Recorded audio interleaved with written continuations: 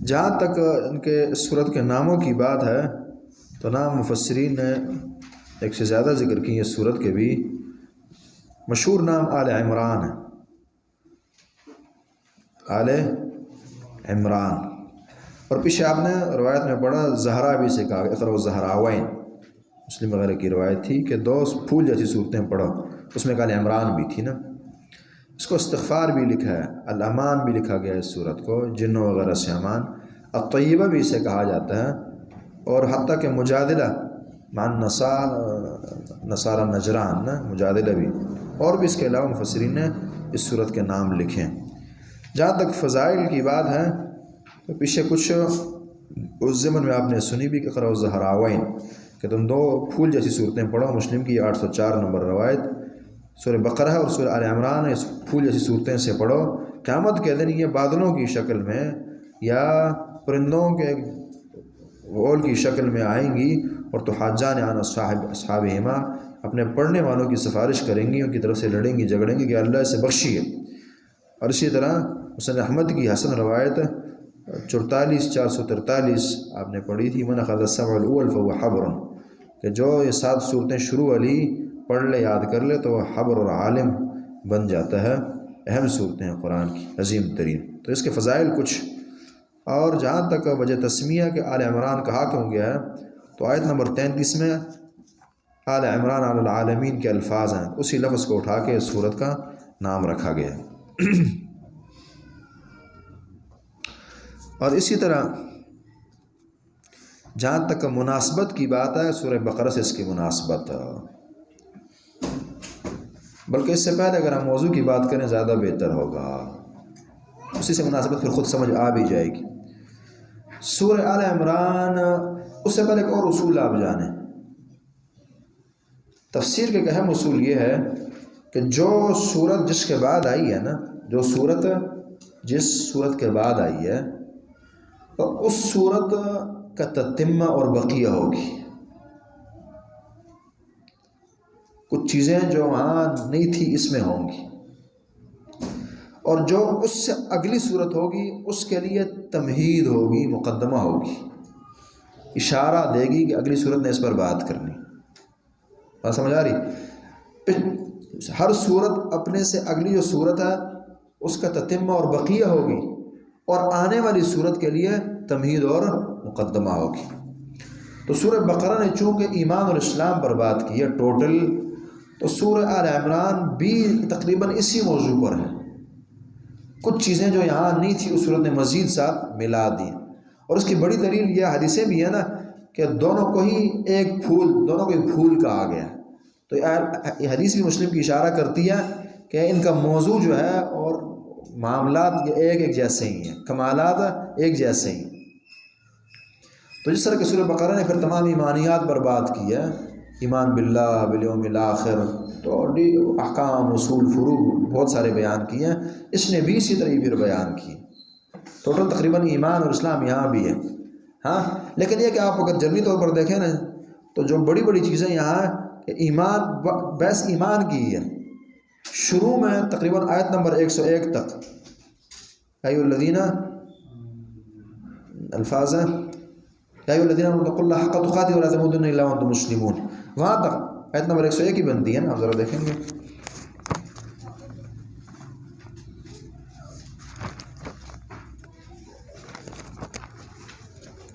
وہاں تک تقریباً جو بات چلے گی اس کا زیادہ تعلق یہ جو ایمان کے نہ ماننے والے کافر ہیں، خصوصاً عیسائی وغیرہ، ان سے اس کا تعلق زیادہ ہوگا۔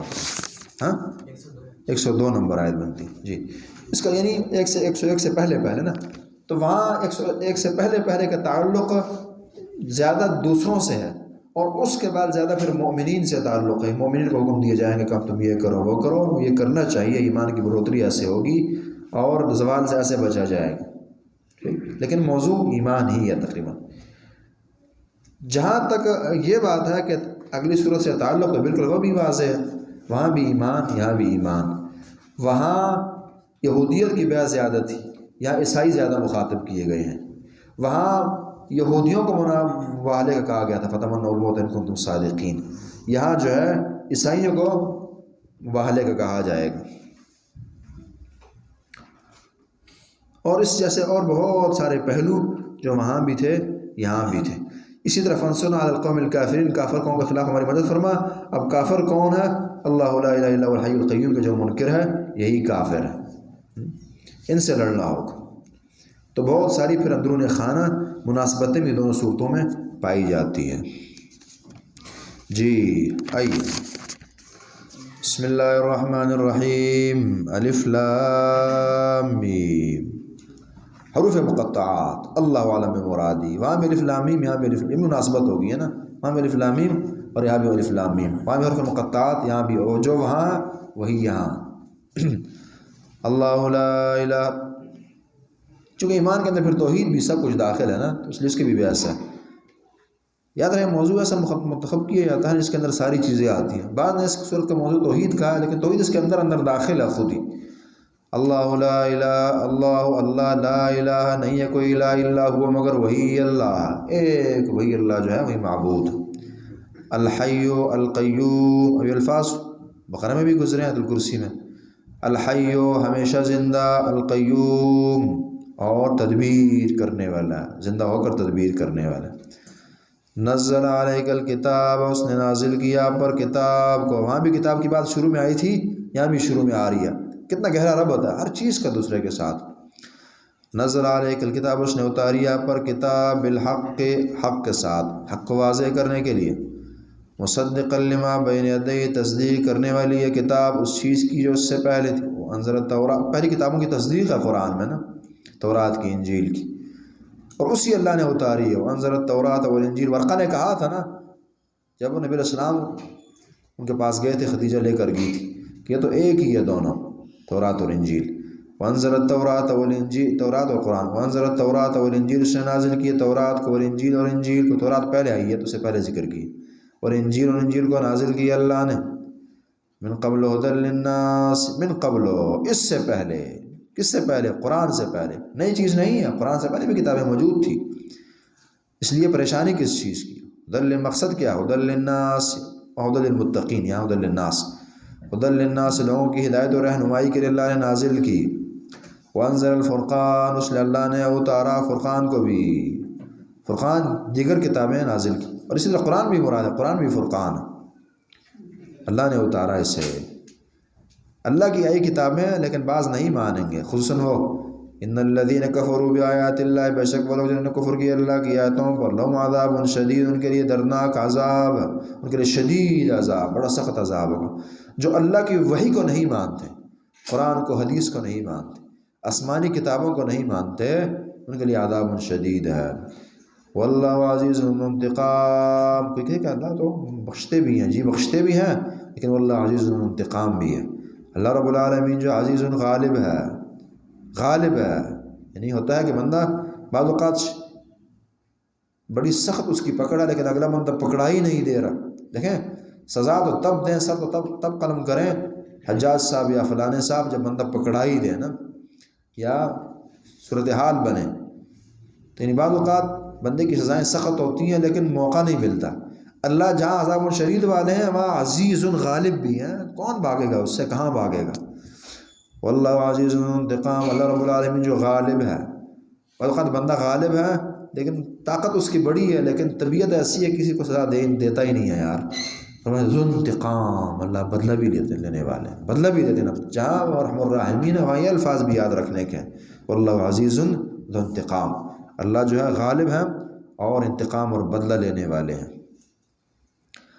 اللہ کی ایک صفت یہ بھی ہے، ان اللہ لا یخفی علیہ شیء فی الارض ولا فی السماء، اور اس لیے بھی ہے اللہ سے کوئی چھپ نہیں سکتا نا، کہاں چھپے گا انسان. ان اللہ، بے شک اللہ رب العالمین، لا یخفی علیہ، مخفی نہیں ہے اس اللہ پر. وما یعزب عن ربک مثقال ذرۃ فی الارض ولا فی السماء ولا اصغر من ذلک ولا اکبر الا فی کتاب مبین. کوئی ذرہ زمین و آسمان میں اللہ سے مخفی نہیں ہے. لا یخفی علیہ شیء، مخفی نہیں اس اللہ پر شیء، کوئی چیز، فی الارض زمین میں، ولا فی السماء، نہیں آسمان میں. زمین و آسمان میں کوئی چیز اس اللہ سے مخفی نہیں ہے. هو الذی، واللہ رب العالمین وہ ہے، یصورکم فی الارحام، یہ اللہ کی عظمتوں کا بیان ہے نا. والذی یصورکم، اللہ رب العالمین کی ہستی وہ، یصورکم فی الارحام، جو صورتیں بناتا ہے، شکلیں بناتا ہے تمہاری، فی الارحام، رحموں میں، رحم میں. کسی کو نہیں خبر، حتیٰ کہ والدین باخبر ہیں اپنے اس بچے سے، اور اللہ رب العالمین اپنے نظام کے تحت فرشتوں کو لگا کر صورتیں بنا رہے ہیں انسان کی۔ پیچھے حدیث سے آپ نے پڑھی ہے کہ اسے بخاری وغیرہ کی باقاعدہ فرشتہ کے رپورٹ پیش کرتا ہے، اللہ خود بھی جانتے ہیں کہ بھائی یا رب علقہ، یا رب مضغہ کی شکل ہوگی یا علقے کی ہوگی ہے، اور پھر 4 ماہ 10 دنوں بعد 4 ماہ بعد پھر فرشتہ آتا ہے اور روح پھونکی جاتی ہے، 4 چیزیں اس کی لکھ لی جاتی ہیں، تمام معاملات اللہ رب العالمین چلاتے ہیں۔ یصورکم فی الارحام، تصویریں بناتا ہے، کیا بنائے کیسا بنائے، مرد ہو عورت ہو، بچہ ہو بچی ہو، خوبصورت ہو بدصورت ہو، کالا ہو سفید ہو، یصورکم فی الارحام، اللہ رب العالمین صورتیں بناتا ہے تمہاری رحموں میں۔ یہ اللہ کی وہ کمال عظمت اس کا بیان ہے فی الارحام۔ کیف یشاء، پھر کسی کا وہ محتاج نہیں ہے، کسی کا پابند نہیں ہے، کیف یشاء، جس طرح کہ اللہ رب العالمین چاہیں۔ لا الہ الا ہو، نہیں ہے کوئی الہ مگر وہی ایک اللہ ہے، لا الہ الا ہو، وہی اللہ، وہی معبود، وہی برحق، العزیز، وہی غالب ہے، الحکیم، بہت دانائیوں والا۔ بعض اوقات بندہ غالب تو ہے لیکن ہوشیار اور دانا نہیں ہے، اللہ جہاں غالب اور طاقتوں والے ہیں وہ الحکیم بھی ہیں، بہت دانائی اور بصیرت اور سب کچھ ہر کمال رکھنے والا الحکیم۔ اللہ کی عظمتوں کا بیان، قرآن جب اللہ کی عظمت کو بیان کریں تو مومنوں کے دل جو ہیں وہ تو اوپر کو اٹھا کرتے ہیں، ترقی پایا کرتے ہیں، چونکہ اللہ سے بڑی عظمت کسی چیز کی ہو نہیں سکتی۔ اللہ کے دل، اللہ کی محبت دل میں ہوتی ہے، جب اللہ کی عظمتوں کا بیان ہو تو مومن کا ایمان بڑھنا چاہیے۔ تقشعر من جلود الذین یخشون ربہم، ہم عموماً اللہ رب العالمین نے توحید کی نعمت فری کھاتا نصیب کر دی ہے تو اس لیے ہمیں اس کی قدر نہیں ہوتی۔ اللہ کی عظمت یہی تو لب لباب ہے اسلام کا، اللہ کی معرفت اور اس کی ذات اور شان کو جاننا، یہی ہر کافر مشرک، ہر ظالم جابر کی بیماری ہے کہ وہ اپنے اللہ کو نہیں پہچان سکا۔ لا الہ الا هو العزیز الحکیم، نہیں ہے کوئی الہ مگر وہی ایک اللہ ہے، نہ صرف معبود ہے بلکہ العزیز غالب بھی، الحکیم حکمتوں والی ہے اس کی ہستی، بہت دانا ہے۔ والذی انزل علیک الکتاب، اسی غالب اور حکیم اللہ نے کتاب اتاری ہے، اس کی بات ماننا ضروری ہے۔ والذی، اللہ رب العالمین کی ہستی، وہ انزل علیک الکتاب، اس نے اتارا آپ پر کتاب کو، آپ پر اتارا اے نبی، تو نبی کی بھی صداقت ہوگی اور کتاب کی بھی عظمت ہوگی کہ اللہ نے اتاری ہے کتاب اور اس بندے پر اتاری ہے۔ من آیات محکمات، یہاں چونکہ تورات اور انجیل وغیرہ کا حوالہ اور پھر متشابہات کا اس لیے بھی ہے، بات آگے انشاءاللہ مزید بھی آنی ہے کہ نجران سے عیسائی آئے ہیں اور بحث مباحثہ کرتے ہیں، جواب نہیں ملتا، آخر پھر مباہلے کا چیلنج کیا جاتا ہے، اس سے بھی وہ بھاگ جاتے ہیں اور جزیہ قبول کرتے ہیں، تو اس لیے انہیں بھی یہ درس ہے۔ ہم نے کہا نا کہ یہ صورت یہودیوں کی نسبت عیسائیوں پر زیادہ بات کرتی ہے۔ والذی انزل علیک الکتاب، اللہ رب العالمین وہ جس نے اتارا پر کتاب کو، من آیات محکمات، اس کتاب کی آیتوں کی 2 کیٹیگریاں بن جاتی ہیں۔ من آیات محکمات، ان میں سے بعض ایسی آیتیں، یہاں ذرا توجہ زیادہ رہے، بعض آیتیں ایسی ہیں محکمات جو کہ محکم ہے اور مضبوط ہے، محکم، دوسری جو ہے متشابہات۔ محکم ایک معنی یہ ہے کہ جو محکم ہے منسوخ نہیں ہوئی، محکم منسوخ کے مقابلے میں لائیں، منسوخ ہو کہ حکم تھا نہ رہا، اور محکم تھا اور ہے، یہ محکم۔ اور اسی طرح محکم متشابہ کے مقابلے میں، یعنی بعض وہاں جن میں 2 معنی سے زیادہ پائے جاتے ہیں، اور محکم وہ جس کا ایک ہی معنی اور وہی واضح ہے، تو ان میں سے بعض جو ہے محکم ہے، متشابہ نہیں ہے، محکم ہے اور منسوخ نہیں ہے، معنی مراد ان کی ظاہر ہے۔ ہن ام الکتاب، اللہ فرماتے ہیں یہی اصل کتاب۔ یہاں اس آیت کو لانے کا مقصد، ایک بنیادی مقصد ہے، وہ یہ ہے کہ ان عیسائیوں سمیت ہر گمراہ جو ہے وہ قرآن صحیح دلیل لیتا ہے، حدیث صحیح دلیل لیتا ہے، تو شروع سے ذہن سازی کر دی کہ ٹھیک ہے واقعی ہر کافر، مشرک، ظالم، جابر، فاسق، فاجر، یہودی، عیسائی، مجوسی، ہر ایک ہی قرآن و حدیث سے دلیل لے گا، لیکن دلیل ہونی چاہیے۔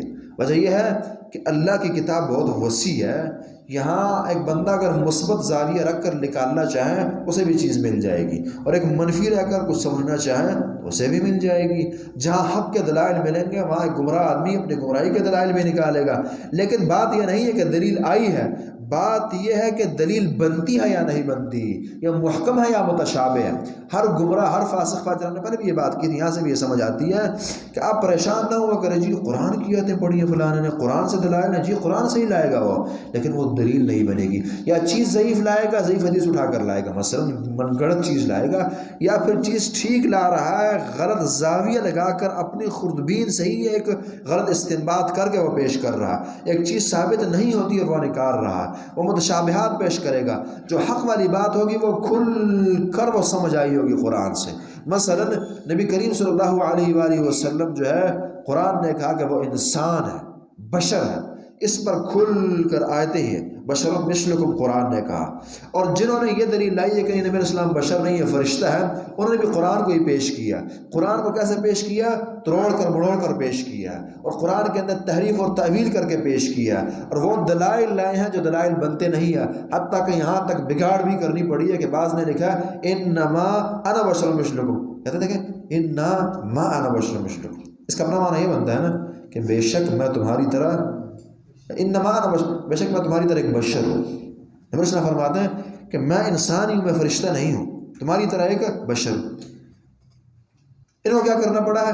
انا ما انا بشر، توڑ کر، انا بے شک ما انا بشر مثلکم، میں تمہاری طرح بشر نہیں ہوں، یعنی الفاظ وہی ہیں لیکن کینچی استعمال کی گئی ہیں اور معنی جو اس کے دو کر دیے، اور قرآن ہی پیش کیا جا رہا۔ اسی طرح ایک طرف وہ دلائل ہوں گے جو بتائیں گے وَلَوْ كُنْتُ أَعْلَمُ الْغَيْبَ لَاسْتَكْثَرْتُ مِنَ الْخَيْرِ، اگر میں غیب کا علم جانتا، نبی علیہ السلام فرماتے ہیں اگر میرے پاس غیب کا علم ہوتا تو میں بڑی خیریں سمیٹ لیتا، مجھے تکلیف ہی نہ پہنچتی۔ اب یہ کھل کر قرآن کی آیت بتاتی ہے کہ میں غیب نہیں جانتا، یہ ہے محکم آیت۔ اس کے مقابلے متشابہ لائی جائیں گی وہ جو بتاتی نہیں ہے کہ نبی علیہ السلام غیب جانتے ہیں۔ مثلا جی نبی نے وَلَا يُظْهِرُ عَلَىٰ غَيْبِهِ أَحَدًا إِلَّا مَنِ ارْتَضَىٰ من رسول فإنه يسلك من بين يديه ومن خلفه رصدا، اللہ فرماتے ہیں کہ غیب کا علم کوئی نہیں جانتا، ہاں بعض چیزیں میں بتلا دیتا ہوں غیب کی، یہ تو پھر غیب نہ رہا نا۔ اب اس آیت کو اٹھا کے وہ غیب کے لیے پیش کریں گے، جبکہ یہ آیت یہ متشابہ ہے اور اس آیت کا مقابلہ نہیں کر سکتی، اس میں اللہ نے کھل کر کہا کہ رسول اللہ جو غیب نہیں جانتے۔ تو اللہ نے یہاں ایک ذہن سازی کی ہے کہ دیکھیے قرآن سے جو اصل چیزیں ہیں وہ لیجیے جو سمجھ آتی ہے، وہ نہ لیں جو سمجھ نہیں آتی، متشابہات نہ لیں، محکم لیں، اور متشابہات کی پیروی کرنا یہ گمراہوں کا طریقہ اور یہ ان کا وتیرہ ہے۔ چونکہ یہ عیسائی بھی یہی کر رہے تھے کہ رسول اپنے نبی عیسیٰ علیہ السلام کو اللہ کا بیٹا کہہ رہے ہیں اور بظاہر قرآن کی بعض اوقات پیش کرتے ہیں، وہ کلمۃ منہ، کہ وہ کلمہ ہے اللہ کا۔ وہ کلمۃ منہ کا معنی یہ نہیں ہے کہ وہ اللہ کا جز ہے نعوذ باللہ اور بیٹا ہے، بلکہ وہ کلمۃ منہ کا معنی یہ ہے کہ اللہ کا کن کا کلمہ جو اللہ نے کن کیا کہ عیسیٰ علیہ السلام کی پیدائش کی ہے۔ تو اب یہ ہے اس کا وہ دو رخہ معنی اور جو غلط معنی ہے وہ لیا گیا۔ والذی انزل علیک الکتاب، اللہ رب العالمین کی ہستی وہ جس نے اتارا پر کتاب کو، منہ آیات محکمات، ان میں سے بعض آیتیں جو محکم ہے کھل کر ہیں، ہن ام الکتاب، وہی اصل کتاب ہے، ہن یہی آیتیں جو محکم ہے، ام الکتاب یہی اصل کتاب، یہی عمدہ ہے، یہی زبدہ ہے، یہی نچوڑ ہے، یہی مطلوب ہے، اسی کی تابعداری ہے، یہی اتری ہے، یہی لائق اتباع، متشابہات نہیں۔ ہن ام الکتاب اور متشابہات، اور دوسری جو ہے وہ متشابہ ہیں، متشابہ کی طرف نہیں جایا گا۔ اور سے بخاری کی روایت 52 نے پیاری تشریح کی ہے، نبی علیہ السلام فرماتے ہیں الحلال بین والحرام بین وبینہما امور مشتبہات فمن اتقى الشبہات فقد استبرأ لدینہ وعرضہ، اللہ نے حلال کو بھی واضح کر دیا اور حرام کو بھی واضح کر دیا، ان کے درمیان کو متشابہات رکھ دی ہیں جن کا حلال ہونا اور حرام ہونا واضح نہیں ہے۔ اب جو بندہ ان جو واضح چیزیں ہیں حلال اس کی طرف چل دیا یا حرام جو واضح ہے اس کی طرف چلا گیا اور اس شبہات سے بچ گیا، اس نے اپنا دین بھی بچایا، اپنی عزت بھی بچائی، اور جو متشابہات کے پیچھے پڑ گیا اس کی عزت بھی گئی اور دین بھی گیا۔ حدیث کا معنی پھر یہ نکلتا، تو جو مومن ہے وہ جو کھل کر آیات اور حدیث اس کی پیروی کرتے ہیں، متشابہات کے پیچھے نہیں جانتے۔ تو اصول آپ نے سمجھا کہ ہر گمراہ کے پاس دلائل ہوں گے، لیکن تھوڑا سا آپ نے عقلی تقاضوں کا خیال رکھ کر سوچنا ہے کہ یہ متشابہ پیش کر رہا ہے یا محکم پیش کر رہا ہے، جو چیز بتا رہا ہے وہ سمجھ آتی بھی ہے یا نہیں آتی، یا جو بتا رہا ہے وہ کم سمجھ آتی ہے اور جو نہیں بتا رہا، جو دوسری سائڈ کا موقف ہے وہ زیادہ سمجھ آنے والا موقف ہے۔ جی فَأَمَّا الَّذِينَ فِي قُلُوبِهِمْ هُنَّ أُمُّ الْكِتَابِ وَأُخَرُ مُتَشَابِهَاتٌ فَأَمَّا الَّذِينَ فِي قُلُوبِهِمْ، متشابہات کا معنی ہم نے کی جس کی مراد ظاہر نہ ہو یا جس میں معنی ایک سے زیادہ پائے جاتے ہیں ہوا، اور یہ اس لیے نہیں ہے کہ رب العالمین کھول کر بیان نہیں کر سکے، نعوذ باللہ۔ ہمارے ساتھ یہ چیز ہو جاتی ہے نا، ایک بات کھل کر نہیں کر سکتے، مخفی رہ جاتی ہے۔ اللہ تمام ہی محکم رکھ سکتے تھے، اللہ تمام قرآن کو ہی محکم رکھ سکتے تھے، حدیث کو رکھ سکتے تھے، لیکن اللہ نے بعض چیزیں انسانوں کی آزمائش کے لیے رکھی ہے نا۔ اس لیے فرمایا نا کہ جن کے دلوں میں ٹیڑھا پن ہے، کجروی ہے، ان کو ظاہر کرنا نا، یہ پیروی کرتے ہیں اس کی جو متشابہات ہیں، اور جن کے دل ٹھیک ہے وہ جو کھل کر آئے ہیں اسے قبول کرتے ہیں۔ اللہ نے آزمائش کرنی ہے، لیبلوکم ایکم احسن عملا، دنیا دار الامتحان ہے۔ تو یہ امتحان جہاں عمل، یاد رکھیے یہ امتحان جہاں عمل کے اندر ہے جو اللہ نے کرنا ہے، اس امتحان کا تصور علم میں بھی ہے۔ پتہ کی بات آپ یاد رکھیں گے، اللہ نے انسان کو آزمائش کے لیے پیدا کیا، اور یہ آزمائش جہاں عمل کے میدان میں ہے وہاں علم کے میدان میں بھی ہے۔ جہاں یہ عام آدمی کی آزمائش ہے وہاں عالم کی آزمائش ہے، جہاں دلیل پر چلنے کی آزمائش ہے وہاں دلیل کو سمجھنے کی بھی آزمائش ہے، جب فہم و بصیرت کی بھی آزمائش ہے، انسان کی عقلی تقاضوں کو جاننا اور نہ جاننا اس کی بھی آزمائش ہے۔ فَأَمَّا الَّذِينَ فِي قُلُوبِهِمْ زَيْغٌ، بس وہ لوگ جن کے دلوں میں کجروی ہے، ٹیڑھا پن ہے، فَيَتَّبِعُونَ مَا تَشَابَهَ، وہ پیروی کرتے ہیں اس کی جو متشابہات ہیں، متشابہات کی پیروی کرتے ہیں۔ اس آیت نے نا بے بینی کر دی ہے، استیصال کر دی ہے، صفایا کر دی ہے تمام مشرکین، مبتدعین اور ان فرق کا، الضالہ کا، کہ جو قرآن و حدیث کے مقابلے میں دوسری طرف چل دی ہیں۔ دلائل کا انبار ہوگا، جلدوں جلدوں کی کتابیں یہ لکھ دیں گے، لیکن بنیاد یہی ہوگی فَاتَّبِعُونَ مَا تَشَابَهَ۔ یہ قسم باللہ اور حلف باللہ آپ نوٹ کریں، آپ اٹھائیں، جس کسی نے بھی قرآن و حدیث کے خلاف کوئی رائے اپنائی ہے، جلدوں کی کتابیں لکھی ہے، بڑی بڑی تقریریں ماری ہیں، سیڑھیاں بھر دی ہیں اور چینل بھر دیے ہیں، اگر آپ مناقشہ کریں تو اس سے بڑی بات نہیں ہوگی فَاتَّبِعُونَ مَا تَشَابَهَ۔ ٹوٹل یہی ہوگا، متشابہات اور متشابہات اور اس کی دلیل وہی ہوگی، اور اسی کے پیچھے لگا ہوگا اور اس نے لگایا ہوگا۔ فَاتَّبِعُونَ مَا تَشَابَهَ، پیروی کرتے ہیں اس کی جو متشابہات ہیں۔ کیوں؟ ابتغاء الفتنۃ، فتنے کو تلاش کرتے ہوئے، خود بھی گمراہ ہوں اور لوگوں بھی گمراہ کرے۔ ابتغاء الفتنہ، فتنے کی تلاش، اس میں پڑھ کر یہ ان کی پیروی کریں گے۔ وابتغاء تأویلہ، اور اس کی تأویل اور تحقیق اور تفسیر اور حقیقت کو جاننے کے لیے کس انداز سے؟ یعنی حقیقی تأویل سے مراد وہ اصل تفسیر نہیں ہے، تأویل اپنی مرضی کی تأویل سے چاہیے نا۔ علامہ مفسرین لکھتے ہیں علامہ تقتضی مذاہبہم، جو ان کے مذہب کی جو رائے کی سوچ ہے نا، جو رائے ہے اسے ثابت کرنا ہے اس نے، جی اپنی سوچ ثابت کرنی ہے۔ اور ایک بڑی پیاری بات قرآن و حدیث نے کی ہے، ہوتا یہ ہے کہ ایک حق کا متلاشی آتا ہے دلائل کی طرف، دلائل کی طرف آ کر سوچنا شروع کر دیتا ہے کہ یار اس بارے میں قرآن و حدیث کا تصور کیا ہے، دلائل پڑھتا ہے، اللہ سے دعائیں کرتا ہے، اور پھر نتیجے کو نکالتا ہے کہ یار یہ موقف جو ہے زیادہ ٹھیک ہے۔ مثلاً جی رفع الیدین میں نماز میں کروں یا نہ کروں، یہ اس کے ذہن میں سوال آیا۔ ایک طرف طبقہ وہ ہے جو کہتا ہے کہ رفع الیدین نہیں ہے، دوسری طرف کہتے ہیں کہ ہے۔ اچھا اشکال پیش آیا نا، یہ پھر دین کو پیاز ٹماٹر نہیں سمجھتا کہ یہ سب ٹھیک ہے، نہیں، دیکھوں کون ٹھیک ہے، یا آ کر تحقیق شروع کر دیتا ہے، بخاری پڑھتا ہے، مسلم پڑھتا ہے، اور ساتھ اللہ سے دعائیں ہوتی ہیں، گڑگڑانا ہوتا ہے کہ یا اللہ جو حق ہے مجھے دکھا دے، رات کو دعائیں ہوتی ہیں، دن کو ہوتی ہے۔ پھر جب دلائل پڑھتا ہے اور دعائیں ساتھ ملتی ہے، کہتا ہے جی یار یہ موقف جو ہے بخاری کی روایت میں نبی رسول اللہ بن عمر کی حدیث ہے، رفع الیدین کیے ہیں، تو لہٰذا یہ مجھے ٹھیک لگا، یا فلانا ٹھیک لگا، جو اسے سمجھ آتی ہے اس کی تابعداری شروع کرتی۔ گویا کہ پہلے چلا ہے، محنت کی ہے، پھر رائے اپنائی ہے، اور اسے اللہ نے دے بھی دی ہے، حقیقت سے اشنائی کروا دی ہے۔ یہ ہے اہل حق۔ اہل باطل کیا کرتے ہیں کہ وہ پہلے رائے بناتے ہیں، یار میں ٹھیک ہوں، میرا مسلک میرا مذہب ٹھیک ہے، اور جو بھی ہو جائے سب غلط ہے۔ اچھا قرآن کی طرف آؤں گا، حدیث کی طرف آؤں گا تاکہ میں اپنے مسلک کو سچا ثابت کر سکوں، جواب دوں گا جو ان کے دلائل، تو کیا پھر حق نہیں ملنا اس انسان کو؟ اس کی سوچ ہی پہلے بن گئی ہے کہ یہ میری سوچ ہے اور یہی میں نے کرنا ہے، تو اس سے قرآن و حدیث سے کچھ نہیں ملے گا، کیونکہ وہ نہ اللہ سے دعائیں کرے گا حق کی، نہ وہ انصاف سے کام لے گا، چونکہ اس نے اپنے مذہب کو اوپر کرنا نا۔ اور یہ بات صرف میں نہیں کر رہا، امام شاطبی رحمہ اللہ نے لکھی ہے، دیگر نے لکھی ہے، کہ جتنے بھی یہ فرقہ پرست ہیں، خاص طور پر جو فقہاء احناف ہیں، انہوں نے کیا کی ہے، پہلے سوچ بنائی ہے، پہلے نظریہ ایجاد کیا ہے، پھر یہ آئے ہیں قرآن و حدیث کی طرف، اور پھر انہیں استدلالات شروع کیے ہیں، اور استدلالات بھی اس انداز سے کیے ہیں کہ اپنے جیسے ہم کہتے ہیں نا اپنا الو سیدھا کیا ہے، اپنے معاملات سیدھے کیے ہیں انہوں نے کہ جی بس دیکھیں ہمارے پاس بھی دلائل ہیں، ہم جو رفع الیدین نہیں کرتے، عبداللہ بن مسعود کی ایک روایت اور وہ بھی ضعیف لیول کی، پھر اگر چلیں ایک طرف ایک روایت ہے، دوسری طرف انبار حدیثوں سینکڑوں حدیث ہیں ان پر پھر یعنی اگر آپ نے اس صحیح روایت پر عمل کرنا بھی ہو بالفرض صحیح کیا کہ تو چلیں پھر تو انصاف کا تقاضا ہے کہ ایک طرف 300 حدیثیں ہیں اور ایک طرف ایک حدیث ہے، تو آپ زندگی پر رفع الیدین کرتے رہیں، کبھی کبھار چھوڑ دیں، یہ سمجھ آتی زیادہ سے زیادہ نا، لیکن یہ کہ ایک اس حدیث کی وجہ سے جس میں اختلاف بھی ہے اور بہت ساروں نے ضعیف کہا مثلا، اس کی وجہ سے صحیح بخاری کی روایت جھٹلا دیتے ہیں اور نہیں مانتے ہیں کیونکہ میرے مذہب میں نہیں ہے، تو پھر مذہب کی پیروی ہے وہی پیچھے ہم نے بات کی نا، طاغوت کی کلاس سے پیروی بن جاتی ہے، اللہ اور رسول کی تابعداری میں کوئی کمپرومائز نہیں ہے انسان۔ تو اللہ فرماتے ہیں وہ ابتغاء التأویلی، یہ پھر اپنی مرضی کی تعویل تلاش کرتے ہیں، اس لیے پھر اگر آئیں گے بھی اللہ اور رسول کی طرف، قرآن و حدیث کی طرف، تو اپنی مرضی کو ڈھونڈیں گے، اور جب بندہ اپنی مرضی ڈھونڈتا ہے پھر حق ملا نہیں کرتا ہے انسان کو، اللہ کی مرضی تلاش کی جاتی ہے، جو اللہ کی ڈیمانڈ ہے، اللہ کی ڈیمانڈ کیا ہے، اس تک رسائی۔ امام ابن تیمیہ رحمہ اللہ پیاری بات لکھتے ہیں کہ یہ نہیں ہے، کمال یہ نہیں ہے کہ جی اس آیت سے یہ بھی بات سمجھ آتی ہے، اس سے یہ بھی سمجھ آتی ہے، بلکہ آپ یہ دیکھیں کہ اللہ کی ڈیمانڈ کیا ہے، اللہ نے کیا سمجھائی ہے، اس بات تک رسائی حاصل کریں۔ دیکھیں خود سمجھنے میں تو بڑا کچھ سمجھ جائے گا، لیکن یہ سمجھ اللہ اور رسول کی ہے یا نہیں، اللہ اور رسول کے تقاضا ہے یا نہیں، اس تک رسائی یہ کمال ہے۔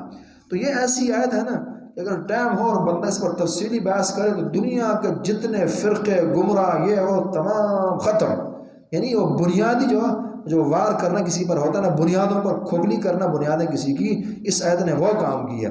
اگرچہ غلط تو ظاہر عیسائیت پر ہے، لیکن عیسائیت کے پس پردہ جتنے بھی اسلام اور قرآن حدیث سے ہٹ کر فرقے ضالہ ہیں ان کی بھی بے خبینی کی ہے اس آیت نے۔ فَأَمَّا الَّذِينَ فِي قُلُوبِهِمْ زَيْغٌ، بس وہ لوگ جن کے دلوں میں کجروی ہے، فَيَتَّبِعُونَ مَا تَشَابَهَ، وہ پیروی کرتے ہیں اس کی جو متشابہ ہیں، من اس کتاب سے، ابتغاء الفتنہ، فتنے کو تلاش کرنے کے لیے، گمراہ کرنے کے لیے، ہدایت سے پھیرنے کے لیے، قرآن و حدیث سے پھیرنے کے لیے، ابتغاء تأویلہ، اور اس کی تعویل کو تلاش کرتے ہوئے، اس کی تعویل اپنی مرضی کی اور اپنے مسلک کی، ابتغاء تأویلہ، متشابہات میں پڑھنا ہی نہیں ہے نا، قانون تو یہ ہے، پیچھے فرمایا نا کہ دو قسم کی آیات ہیں اور احادیث ہیں، ایک واضح محکم اور ایک متشابہ ہے۔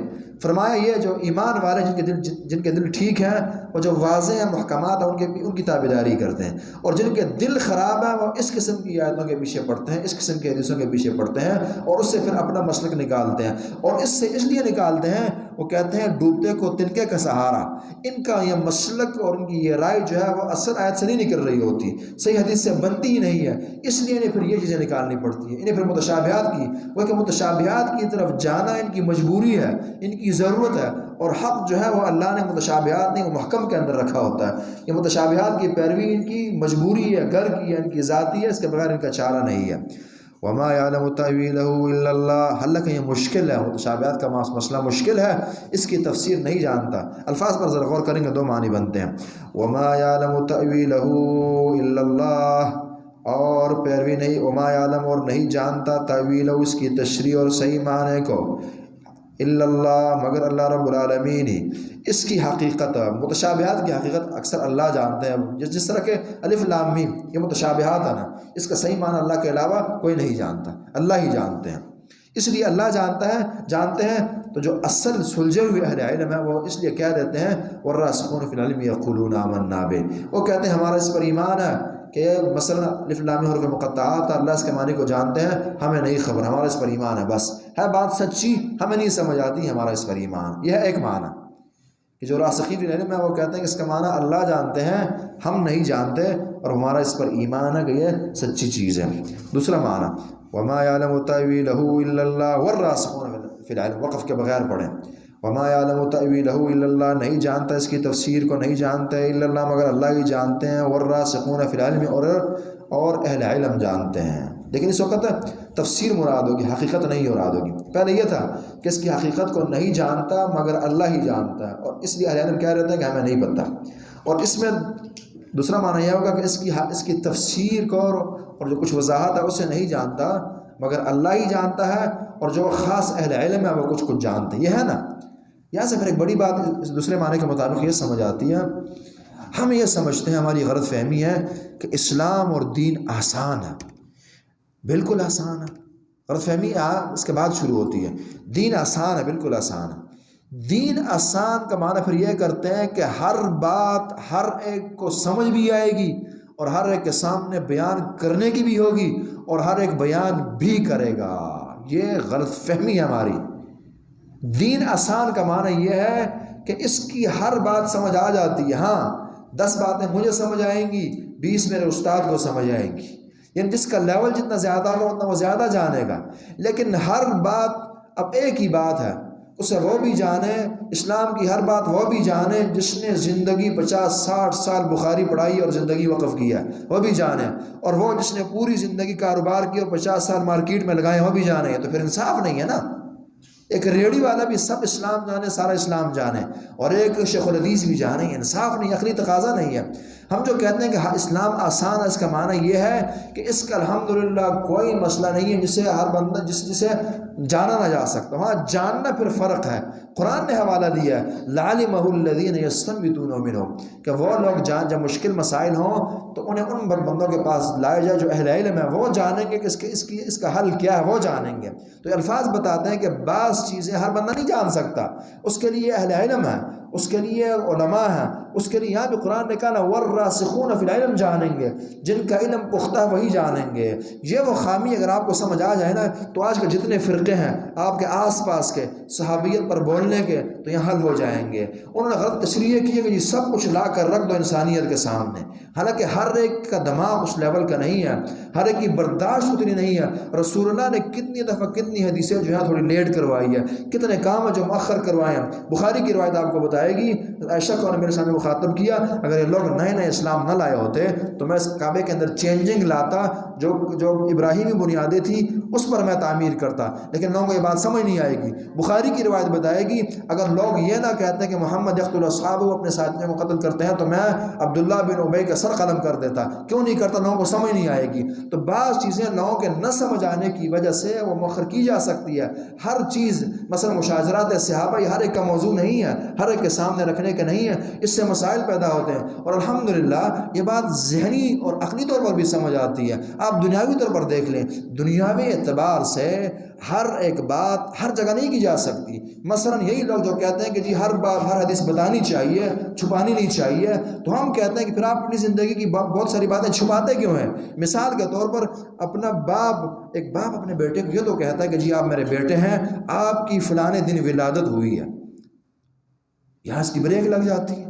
اگر نہیں بتاتا کہ ہم نے کیا کیا، ہمارا کیا تعلق رہا اور پھر کیا بنا اور پھر کیا بنا اور پھر آپ کی پیدائش ہوئی، نہیں، بہت ساری باتیں عقلی طور پر نہیں بتائی جا سکتی. یعنی جہاں یہ دین کا تقاضا و عقل کا بھی ہر بات ہر جگہ ہر ایک کے سامنے بتانے کی نہیں ہوتی.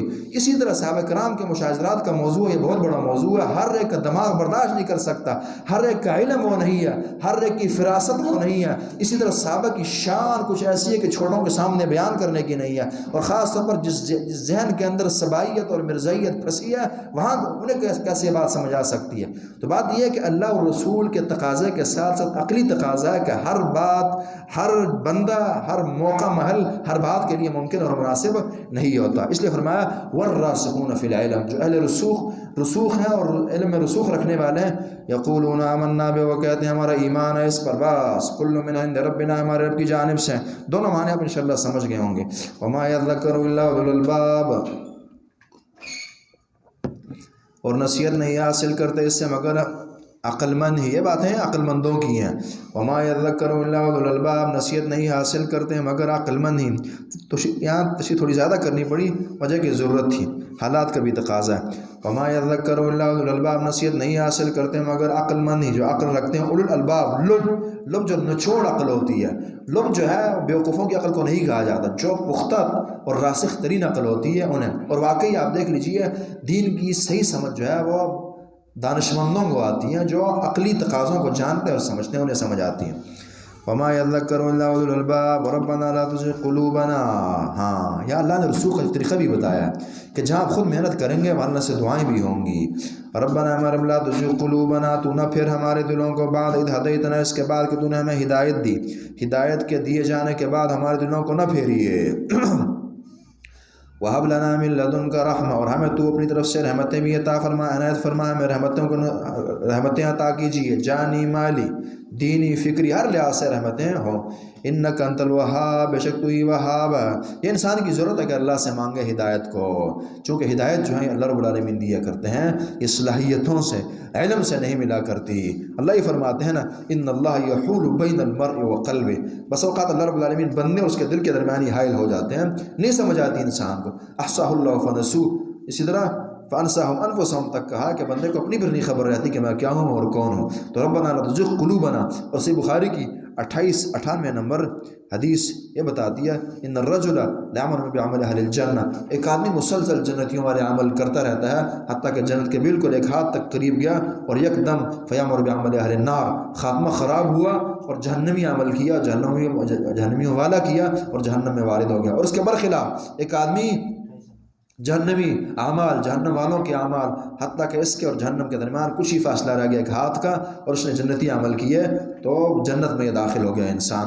اور اسی طرح سے مسلم میں اس 2651 نمبر حدیث میں اس کے الفاظ یہ ہیں ان الرجل لیعمل الزمن الطویل، ایک آدمی ایک لمبا زمانہ نیک عمل کرتا رہتا ہے لیکن آخر میں خاتمہ اس کا خراب ہو جاتا ہے۔ تو دل جو ہے نا فإن قلوب بنی آدم بین اصبعین من اصابع الرحمن، نبی علیہ السلام فرماتے ہیں کہ جو انسانوں کے دل ہیں اللہ کی 2 انگلیوں کے درمیان ہے، یصرفها کیف یشاء، جس طرح چاہے سے پھیر دیتا ہے، یعنی نہیں خبر کہ بندے کے ساتھ کیا کچھ ہو جائے۔ اس لیے اپنے دل کے استقامت کی اور سیدھا رہنے کی، متشابہات سے بچنے کی اللہ سے دعا کرنی چاہیے، گمراہ نہ ہو جاؤں۔ انک انت الوہاب، بے شک تو ہی وہاب ہے۔ یہ دعا اہل علم کو بہت زیادہ پڑھنی چاہیے، جہاں عوام کی یہ دعا، جو اہل علم ہیں ان کو یہ دعا بہت زیادہ پڑھنی چاہیے کہ اللہ میرے دل کو ثابت قدم رکھے اور اس کی طرف ہدایت کے چشمے جاری رہیں۔ انک انت الوہاب، وہاب اللہ کا بہت پیارا نام ہے، بہت پیارا نام ہے اللہ کا وہاب۔ بڑے بڑے انبیاء سے استعمال کرتے ہیں، بڑے اعلیٰ مقامات پر کیا گیا ہے۔ بہت زیادہ بخششیں عطائیں کرنے والے کو وہاب کہا جاتا ہے، اس کا واسطہ اللہ کو دیا جائے۔ یہاں اللہ نے علم کے لیے وہاب کا واسطہ بنایا نا کہ دل سیدھا رہے، اللہ تو ہی وہاب ذات ہے، تیری عطائیں بہت زیادہ۔ ربنا انک جامع الناس، اے ہمارے رب بے شک تو ہی جمع کرنے والا لوگوں کے لیے، یوم لا ریب فیہ، اس دن جس کے اندر کوئی شک نہیں ہے، قیامت کے دن۔ اور کیسے یہ جمع ہوں گے؟ بخاری کی روایت نے کہا حفاتن عراتن غرلا، کہ یہ جی بے لباس ہوں گے، ختنے کے بغیر ہوں گے، جوتوں کے بغیر ہوں گے، کما بدأنا اول خلق نعید، جس طرح کہ پہلے دن ان کی پیدائش ہوئی تھی کہ نہ لباس نہ جوتا کچھ نہ تھا، اسی طرح یہ پھر اللہ کے سامنے یہ انسان جو پیش کیے جائیں گے۔ یوم لا ریب فیہ، اس دن میں کوئی شک نہیں ہے۔ ان اللہ لا یخلف المیعاد، بے شک اللہ رب العالمین جو ہے وعدہ خلافی نہیں کرتے، جو اللہ نے کہا وہ ہو کر رہے گا۔ قیامت نے آنا ہے، حاضری انسانوں کی ہونی ہے، اسی طرح نیکیوں پر اچھا بدلہ اور برائیوں پر برا بدلہ یہ دیا جانا ہے۔ ان اللہ لا یخلف المیعاد، ان الذین کفروا لن تغنی عنہم اموالہم ولا اولادہم من اللہ شیئا، بے شک وہ لوگ جنہوں نے کفر کیا، لن تغنی عنہم اموالہم، کافر یہاں یہودی منافق تمام ہی مراد ہے، عیسائی بھی مراد ہے۔ لن تغنی عنہم اموالہم ولا اولادہم من اللہ شیئا، انہیں ہرگز فائدہ نہ دے گی ان کی اولاد، ان کا مال نے فائدہ نہ دے گا، ولا اولادہم، ان کی اولاد۔ مال قرآن نے کہا ان الذین کفروا لو ان لہم ما فی الارض جمیعا مثلہ معہ لافتدوا بہ، اگر سب کچھ ہی سونا چاندی دنیا جو کچھ بھی ہے سب کچھ ان کے پاس ہو جائے تو چاہیں گے کہ ہم دیں اور عذاب سے بچ جائیں، لیکن ان کو فائدہ نہیں ہو سکے گا۔ ولا اولاد من اللہ شیئا، نہ اولاد، قرآن نے کہا وصاحبتی وبنی، بھاگیں گے، فائدہ کیا دینا، بچوں سے اولاد سے بھاگا جائے گا۔ ولا اولاد من اللہ شیئا، نہ ان کی اولاد اللہ سے کچھ بھی فائدہ نہیں دے سکے گی، نہ کلی طور پر بچا سکے گی، نہ عذاب میں تخفیف کر سکے گی۔ اولئک هم وقود النار، اور یہی جو ہے آگ کا ایندھن بنیں گے قیامت کے دن، یہ ایندھن ہوں گے آگ کا۔ ایسی آگ نہیں ہے جو لکڑیوں سے جلے بلکہ انسانوں سے ہی جلے گی۔ وقودها الناس والحجارہ، قرآن نے کہا۔ کدأب آل فرعون، ایک مثال لی، کہتے ہیں ان کی حالت جو ہے کدأب آل فرعون، دأب کہتے ہیں حال کو نا، شان کو، ان کی حالت اور شان جو ہے وہ فرعونیوں آل فرعون کی طرح، کن کی؟ ان یہودیوں کی، تمام مراد ہے صحیح قول کے مطابق۔ یہاں جہاں یہودی مراد، مفسرین نے کہا یہودی مراد ہے، عیسائی مراد ہے، مشرکین مراد ہے، اور ہر گمراہ مراد ہے۔ ان کی مثال آل فرعون کی طرح، والذین من قبلہم، اور ان لوگوں جو ان سے پہلے تھے ان کی طرح ان کی مثال ہے، ایک جیسے کافر ہے نا۔ کذبوا بآیاتنا، انہوں نے تکذیب کی ہماری آیتوں کی، ہمارے معجزات کی، آیتوں کو نہیں مانا، اللہ کی کتاب کو نہ مانا، معجزات کو نہ مانا۔ فخذهم اللہ بذنوبہم، اللہ نے پکڑا ان کے گناہوں کے بدلے اور وجہ سے انہیں پکڑا۔ قرآن نے کہا فَكُلًّا أَخَذْنَا بِذَنبِهِ، تمام جتنے بھی ہم نے ہلاک کیے گناہ بنیادی وجہ گناہ ہی تھے. ہاں تباہ کرنے، برباد کرنے اور عذاب دینے کی کیفیات الگ تھی. فمنهم من اخذته الصيحه ومنهم من خسفنا به الارض ومنهم من اغرقنا. بعضوں کو دنسایا، بعضوں کو ڈبویا، بعضوں پر چیخیں مسلط کی. یعنی کیفیات ہلاک کرنے کی الگ الگ ہیں لیکن جرم مشترک. فکلنا اخذنا بذنبه. ہلاک کرنے والی چیز ایک ہے اور وہ ہے گناہ. کیفیات جو ہیں وہ الگ الگ رہی ہیں.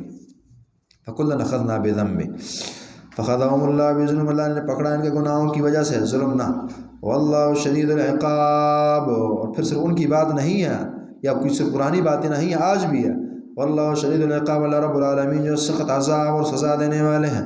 قل للذین کفروا، کہہ دیجیے ان لوگوں سے جنہوں نے کفر کیا. مراد یہودی، اہل مکہ، کافر تمام ہی مراد ہے. قل للذین کفروا، کہہ دیجیے ان لوگوں سے جنہوں نے کفر کیا.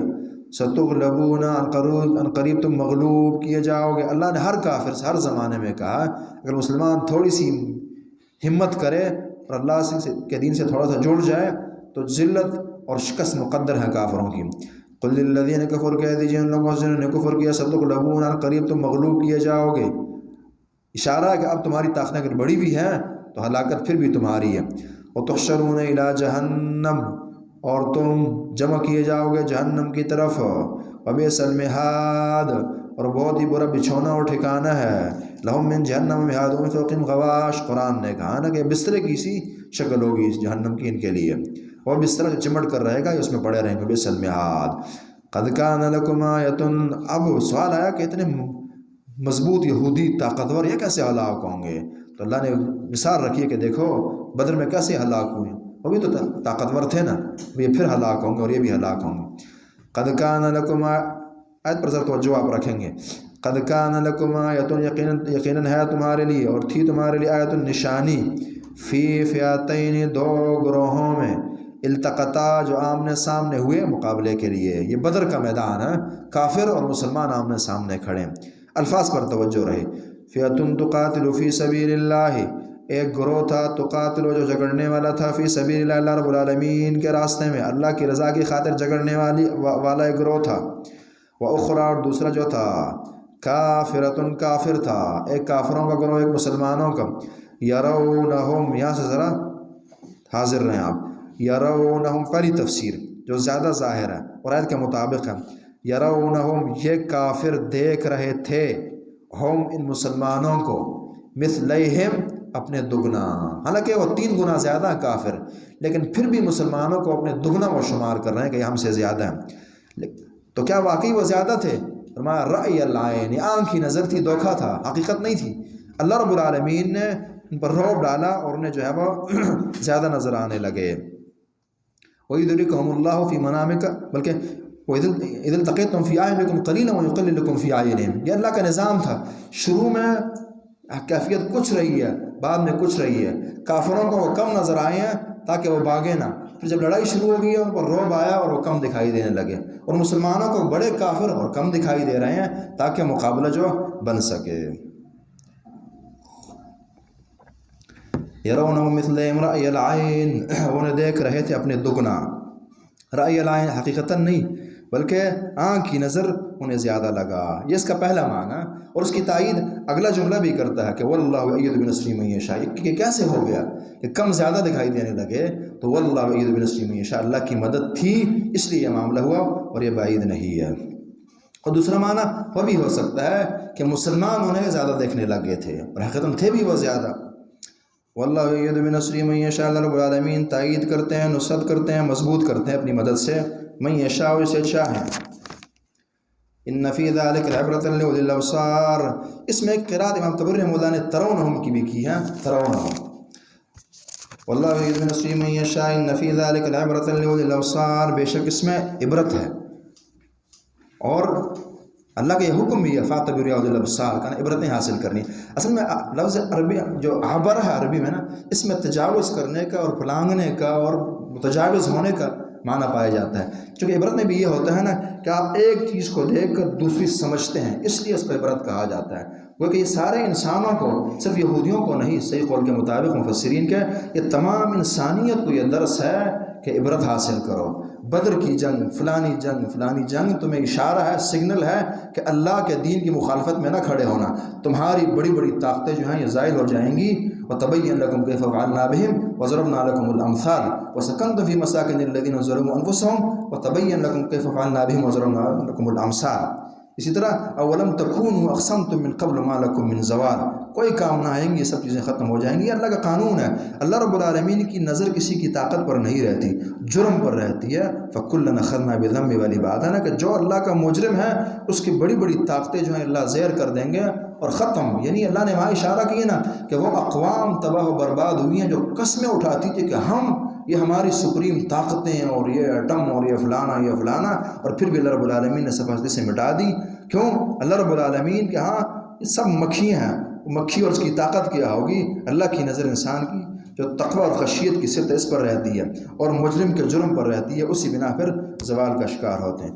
ان فی ذلک لعبرۃ لأولی الابصار، بے شک اس میں نشانی ہے، عبرت اولی الابصار، جو بصیرت ہے، دل کی نگاہ رکھنے والے ہیں، اصحاب بصیرت ہے، فہم و فراست رکھنے والے ہیں۔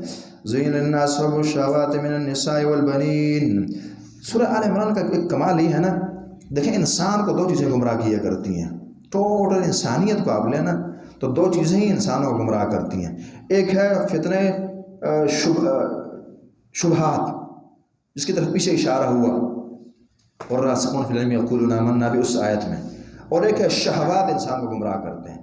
آپ دیکھ لیجئے بعض لوگ اپنے شبہات کی بنا پر شرک، کفر، بدعات وغیرہ کے اندر مبتلا ہو کے گمراہ ہیں، اور بعض جو ہیں ٹھیک ہے حق پرست ہیں، یا آپ کہیے کہ اللہ رب العالمین نے سچ اور حق دین نصیب کیا ہے، لیکن یہ کہ شہوات، دنیا داریاں اور اس طرح کی اور چیزیں، نفسانی خواہشات وغیرہ وغیرہ انہیں گمراہ کرتی ہیں، تو اس کا بھی صورت کے اندر رد ہے۔ اس میں حتیٰ کہ بعض اوقات یہ جائز ہوں گی لیکن اس کے اندر تجاوز جو ہے یہ ممنوع ہوگا۔ تو اس آیت نے پھر فتنہ شہوات کو بیان کیا۔ زین للناس حب الشہوات، خوبصورت کر دیا گیا اور حسین بنایا گیا لوگوں کے لیے حب الشہوات، شہوات کی محبت کو، شہوات کی محبت، شہوات جمع ہے چونکہ شہوات زیادہ ہیں، اور خاص طور پر عورتوں میں اندر شہوات ایک سے زیادہ پائی جاتی ہیں نا، کئی انواع کی ہیں، کسی کی ایک پسند، کسی کی دوسری چیز، تو حب الشہوات من النساء، حب الشہوات، شہوات کی محبت من النساء، عورتوں میں سے، چونکہ بہت بڑا فتنہ اور بہت بڑی شہوت یہ عورتوں کے متعلق ہے، اس لیے سب سے پہلے اس کو رکھا گیا ہے۔ صحیح مسلم کی 2742 نمبر حدیث میں نبی علیہ السلام فرماتے ہیں کہ اللہ رب العالمین نے تمہیں اس دنیا میں خلیفہ بنایا ہے، پہلے لوگوں کا جانشین بنایا، فانظر کیف تعملون، اب وہ دیکھنا چاہتا ہے کہ تم کیا کرتے ہو، لیبلوکم ایکم احسن عملا فاتقوا الدنیا واتقوا النساء، دنیا سے ڈرو بچو اور عورتوں کے معاملے میں حساس رہو، جیتے جاگتے رہو۔ حب الشہوات من النساء والبنین، اور بچوں کی محبت، بیٹوں کی، اولاد، لیکن اولاد میں چونکہ بیٹے کی اہمیت زیادہ ہے اس لیے بنین کی بات کی ہے، اور قرآن نے من ازواجکم اولادکم عدوا بھی کہا نا۔ والقناطیر المقنطرۃ، اور جمع کیے گئے خزانے، سونا چاندی، اس کے اندر اکاؤنٹ، پیسہ، یہ سب داخل ہے۔ والقناطیر المقنطرۃ من الذهب، سونے کے، والفضہ، چاندی کے، والخیل المصومہ، نشان زدہ گھوڑے، اس کے اندر آج آپ کی گاڑیاں شاڑیاں سب آ جاتی ہیں۔ والانعام، اور جانور، والحرث، اور کھیتیاں، اس کے اندر باغات، اس کے اندر مربع جو انسانوں کے پاس زمینوں کے ہیں وہ داخل ہیں، اس کے اندر پلاٹ داخل ہیں، اس کے اندر گھر داخل ہیں۔ ذالک متاع الحیات الدنیا، یہ دنیا کی زندگی کا سامان ہے۔ ہاں ایک فائدہ سنن ابو داؤد کی روایت 1564 نے حسن درجے کی روایت ہے، وہ یہ دیا ہے کہ جب سونا چاندی جب اس کی زکوٰۃ دی جائے فلیس بکنز، تو پھر اس صورت میں اس پر اللہ رب العالمین کی پکڑ نہیں ہوگی، اور یہ والذین یکنزون الذهب والفضة تک کے زمرے میں چیز نہیں آئے گی، اگر نہیں چیز بندے کے لیے سام بنے گی، بات آگے آئے گی اور سزا دینے والی چیز بنے گی۔ واللہ عند حسن المآب، اب ان دنیاوی خواہشات کے اندر مبتلا ہو کر اللہ کو ناراض کیے جا رہے ہو جبکہ یہ چھوٹی چیزیں ہیں۔ واللہ عند حسن المآب، اللہ رب العالمین کے پاس ہی اصل واپسی کی جگہ، بہترین جگہ، حسن المآب کیا ہے؟ وہ جنت ہے۔ قل کہہ دیجیے وَنُنَبِّئُکُم بِخَیْرٍ مِّن ذَلِکُم، کیا میں تمہیں اس سے بہتر چیز کی خبر نہ دوں؟ تم دنیا پرستیوں کے اندر مبتلا ہو گئے ہو، آؤ اس سے اچھی چیز بتلاتا ہوں۔ کیا ہے؟ ظاہر ہے پھر اللہ خبر دے تو وہی اصل ہوگی، اتھینٹک ہوگی۔ للذین اتقوا عند ربہم، ان لوگوں کے لیے جنہوں نے تقوی اختیار کیا، عند ربہم، اپنے رب کے ہاں، جنات، باغات ہیں۔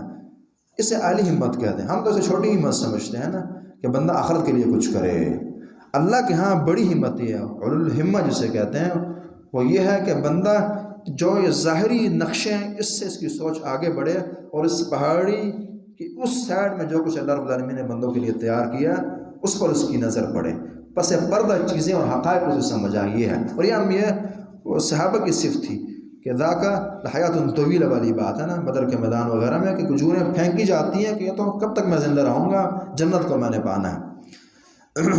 انی لاجد ریح الجنت دون احد او کما قال نا. للذین اتقوا عند ربهم جنات، وہ لوگ جو صاحب تقوی ہوئے متقی پرہیزگار بنے ان کے لیے باغات ہیں، تجری من تحت الانہار، اس کے نیچے نہریں بہ رہی ہوں گی، خالدین فیہا، اس میں ہمیشہ رہیں گے، ازواج مطہرہ، بیوی ہوں گی پاک. یہ پاکی جو ہے ظاہری بھی ہے اور باطنی بھی ہے، حسی بھی ہے اور معنوی بھی ہے. اخلاق بھی بڑے نرالے ہوں گے اور ظاہری شکل و صورت بھی بڑی پیاری ہوگی. ورضوان من اللہ اکبر، ورضوان من اللہ، اور اللہ رب العالمین کی رضامندی بھی ہوگی.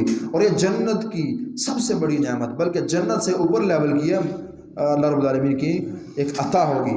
بخاری کی 65 اور 69 نمبر حدیث میں نبی رسول فرماتے ہیں کہ مومنوں کو اللہ مخاطب کریں گے جنتیوں کو کہ مزید چاہیے.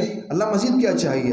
جنت مل گئی اور چہرے سفید ہو گئے، اس کے بعد بھی کوئی نعمت ہو سکتی ہے؟ تو اللہ فرمائیں گے احل علیکم رضوانی فلا اسخط علیکم ابدا، کہ اب میں تم سے راضی ہو گیا ہوں، اب اس کے بعد میں ناراض نہ ہوں گا. تو اس وقت ان کی خوشی جو ہے وہ دگنی اور چگنی اور حد سے زیادہ ہو جائے گی. اللہ کی رضا، اس لیے قرآن نے کہا ورضوان من اللہ اکبر. ایک انسان کے پاس اگر کچھ نہیں ہے، نہ صحت ہے، نہ جان ہے، نہ مال ہے، لیکن اس سے اس کا رب راضی ہے، تو ورضوان من اللہ اکبر. آپ جانتے ہیں ورضوان، یہ نون جو ہے یہ تقلیل کے لیے ہے، اے رضوان قلیل من اللہ اکبر. اگر اللہ کی معمولی رضا کسی انسان کو نصیب ہو جاتی ہے تو یہ بہت بڑی چیز ہے اس انسان کے لیے. اور یہی پھر ہر کوئی علم رکھنے والا ہو، کوئی عامل انسان ہو، عابد ہو، ہر ایک کوئی چیز سمجھنی چاہیے کہ انسان کا سب سے بڑا فریضہ اور سب سے بڑی تلاش جو ہے رب العالمین کی رضامندی ہے. اور یہی جنت کو دلانے والی چیز، دنیا کی کامیابیاں سمیٹ کر دینے والی چیز ہے. ورضوان من اللہ اکبر. واللہ بصیر بالعباد، اللہ رب العالمین خوب جاننے والے ہیں بندوں کو. بندوں پر اللہ رب العالمین کی خوب نظر رہتی ہے، کون کیا کر رہا ہے، کون اللہ کی رضا کا متلاشی ہے، کون غیر اللہ کی رضا کو چاہ رہا ہے، کون کس شہوت میں مبتلا ہے، کون کس کے در پہ ہے، سب کچھ. واللہ بصیر بالعباد، اللہ اپنے بندوں کو خوب دیکھنے والے ہیں. اسی طرح اللہ کی عطائیں پھر اسی کے مطابق ہوتی ہے، دیکھ کر ہوتی ہیں، وہ اندھی نہیں ہوتی. اللہ کی سزائیں اسی کے مطابق ہوتی ہیں، وہ فری کھاتا یا آنکھیں بند کر کے معاملات نہیں چلتے. واللہ بصیر بالعباد. الذین یقولون ربنا، عباد طرف اشارہ کرتا ہے کہ بندے بنو اللہ کے.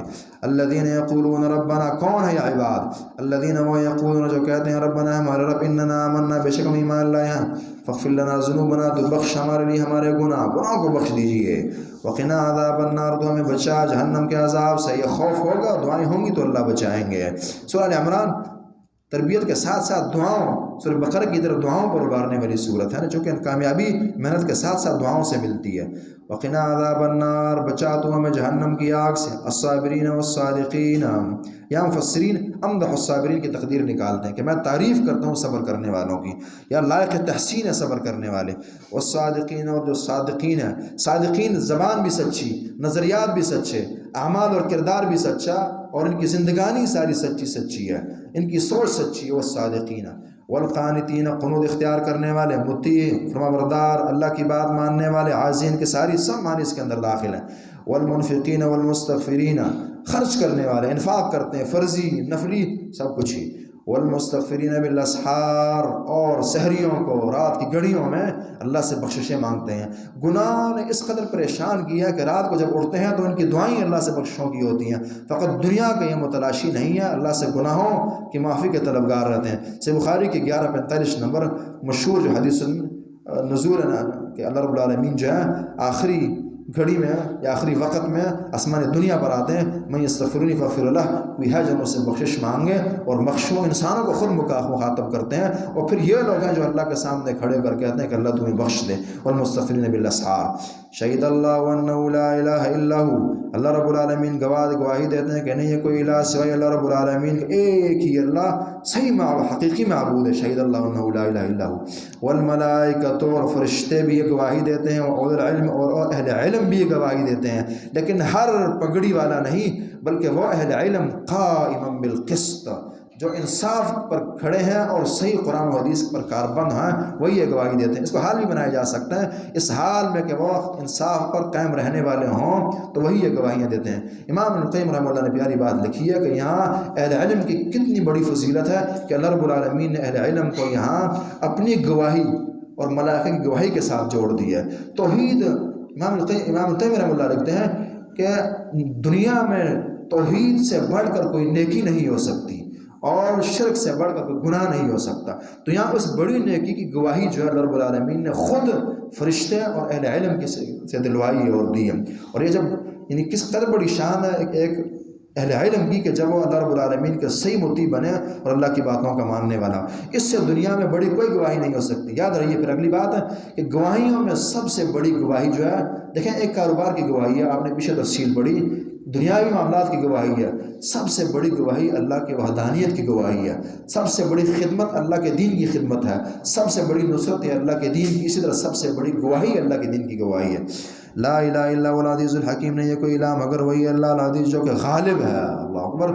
اس لیے نہیں ہے کہ اگر اللہ گواہی بندوں کی دلوا رہے ہیں کہ اللہ بندوں کے محتاج ہیں، نہیں، لا الہ الا هو العزیز الحکیم، کوئی گواہی نہ دے تو اللہ کسی کا محتاج نہیں ہے، نہیں ہے کوئی الہ مگر وہی ایک اللہ ہے، العزیز بہت غالب ہے، پھر انسانوں کی طرح بعض اوقات غالب تو ہے، ہوشیاری نہیں ہے، الحکیم دانشمندی بھی ہے اور حکمت کے تقاضے بھی ہیں، اور اللہ العالمین حکیم بھی ہے، العزیز الحکیم۔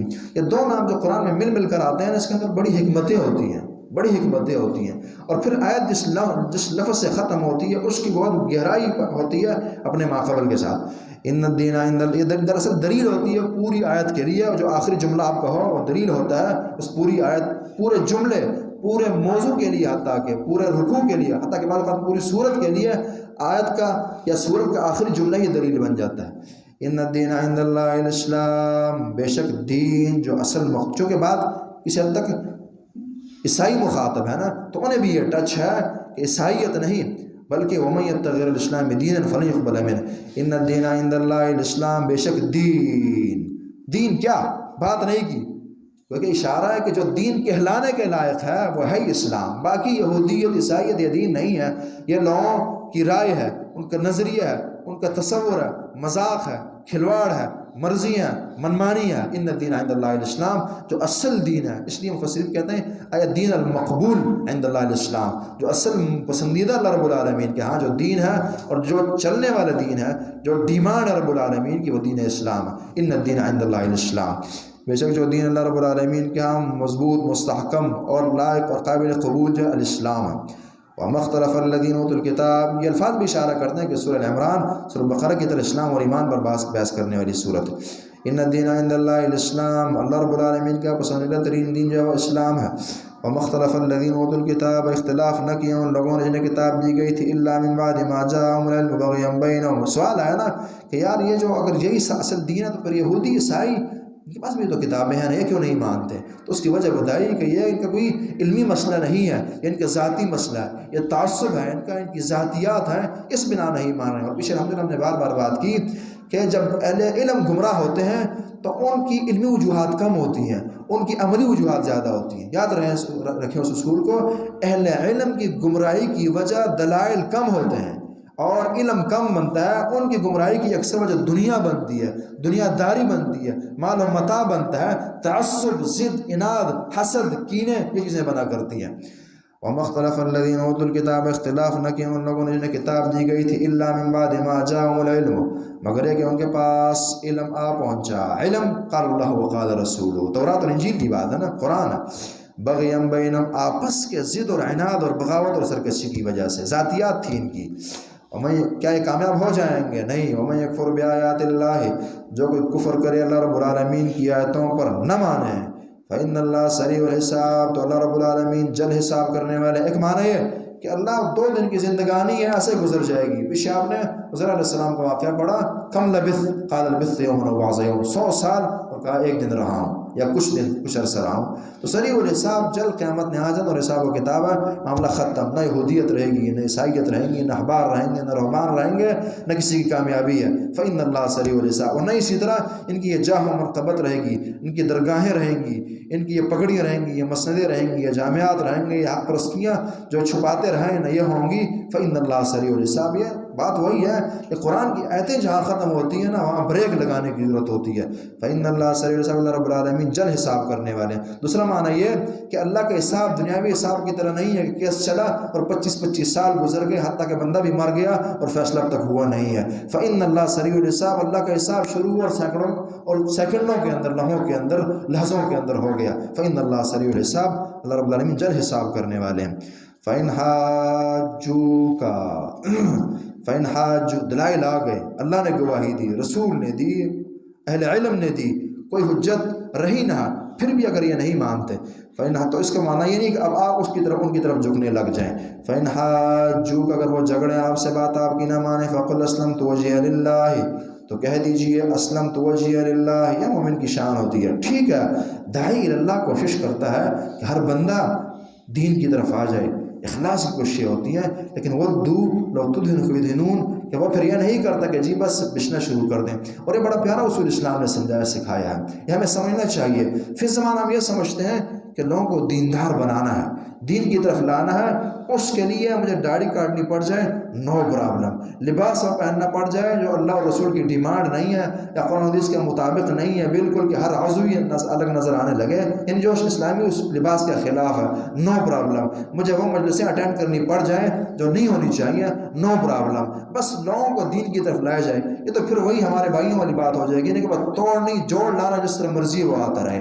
اسلام کا تقاضا یہ نہیں ہے، اسلام کا یہ ہے کہ آپ بڑے مخلص رہیں، بڑی قربانیاں دیں، بڑا تواضع اختیار کریں، بڑی ماریں کھائیں، بڑی ڈانٹ برداشت کریں، سب کچھ ہو، اپنی نیند حرام کریں، اس کے لیے جگہ جگہ جائیں، ہر بندے کو دعوت دیں، لیکن اسلامی اصولوں پر کمپرومائز نہ کریں۔ خود آپ اپنا دین جو ہے بالکل نہ بیچیں، حتیٰ کہ فعلک بخاصۃ نفسک، اگر زمانہ آ جاتا ہے کہ ساری دنیا جہنم جا رہی ہے اور آپ ان کی وجہ سے اگر آپ ساتھ انوالو ہوتے ہیں، دعوت پر اترتے اپنا دین جاتا ہے تو تمام دنیا جائے جہنم میں، فعلک بخاصۃ نفسک، اس وقت خود کو سنبھالنا۔ خود کا دین اگر خراب ہوتا ہے سارے عالم کا بنتا ہے، تو اللہ اور رسول کے تقاضے کا اپنا خیال آپ رکھیں گے۔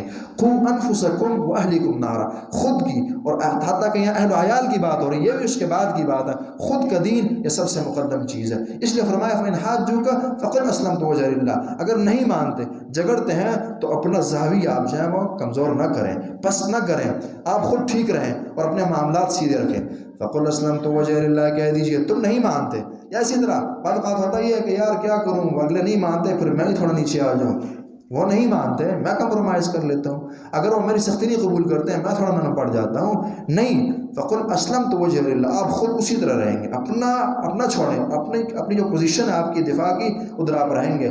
اگر آپ لگے رہیں گے تو کچھ نہ کچھ کو، اور ممکن ہے کہ اللہ ساروں میں آپ کی طرف پھیر دے گا، لیکن آج آپ ایک قدم اتریں گے، کل 2 اترنا پڑے گا، پرسوں اور ہوگا، پھر یہ ہوگا کہ آپ اگلے دوستوں کو تو سیدھا نہیں کر سکے، انہیں سیدھا کرنے نکلے تھے اور خود ان کی طرف چل دیں گے۔ وہی والی بات ہوگی نا کہ بھینس کو دوائی دینے لگے، پھونک بھینس نے پہلے مار دی اور دوائی پھر آپ کو لینی پڑ جائے گی، یہ ہوتا ہے اکثر انسانوں کے ساتھ۔ اس لیے اپنی حدود جو ہے اس پر کمپرومائز نہ ہو، نرمی، اخلاق، خیر خواہی اور چیزیں ہوتی ہیں، ہوشیاری، دانشمندی اسلام کا تقاضا ہے، لیکن بیوقوفی، حماقت، سفاہت اور اسی طرح اپنے اصولوں پر کمپرومائز، خاص طور پر اصول، عقائد، انسان کی جو بنیادی اس کے پاس دولتیں اور نعمتیں ہیں، ان پر کمپرومائز اللہ رسول کا مطالبہ اور تقاضا نہیں ہے۔ فقل اسلمت وجہی للہ، تو کہہ دیجئے کہ میں تابع کرتا ہوں اپنا چہرہ وجہی للہ، اللہ رب العالمین کے لیے۔